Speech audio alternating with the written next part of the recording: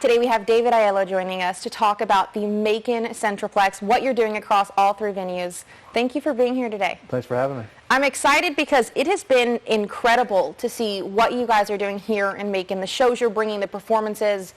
Why is that so important to you? I mean, it's important because it's important to the community. Obviously, I think first year of the amphitheater, it showed that people are interested in coming to Macon, seeing what's going on.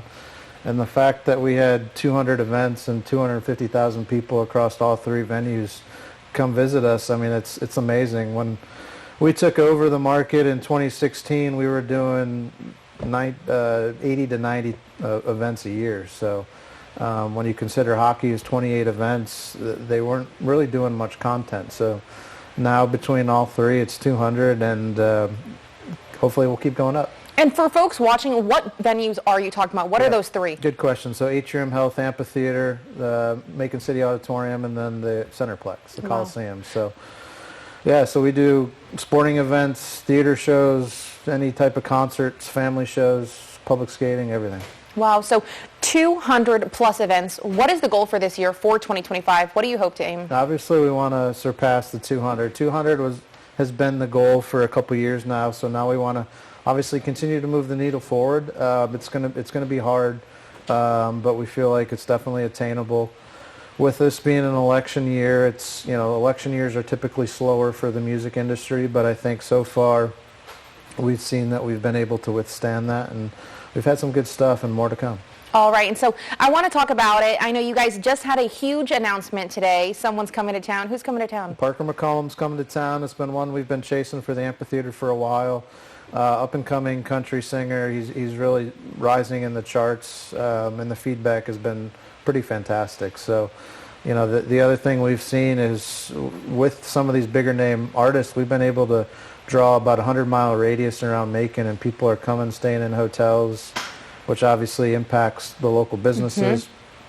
And so people from Atlanta, even up into Athens, Columbus, down towards Albany are all coming to Macon to see what we have to offer, so it's great. And I want to talk about the economic impact you've had here in Macon. $20 million.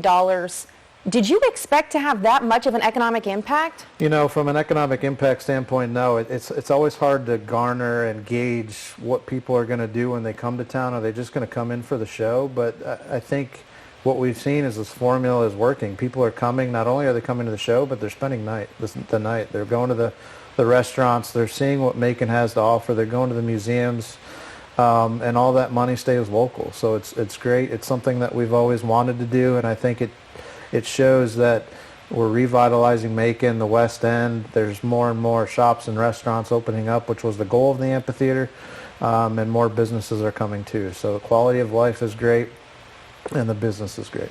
All right, and so lastly, I want to talk about it.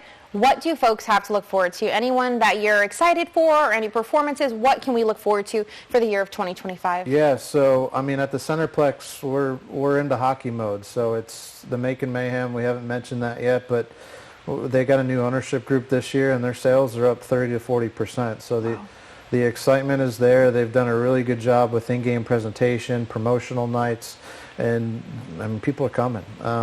So we've got their games coming up. We've got GHSA wrestling and basketball still to come. From the auditorium side, we've got Chicago. We've got Rick Springfield coming up. We've also got Cat Williams coming up, which is a big comedian.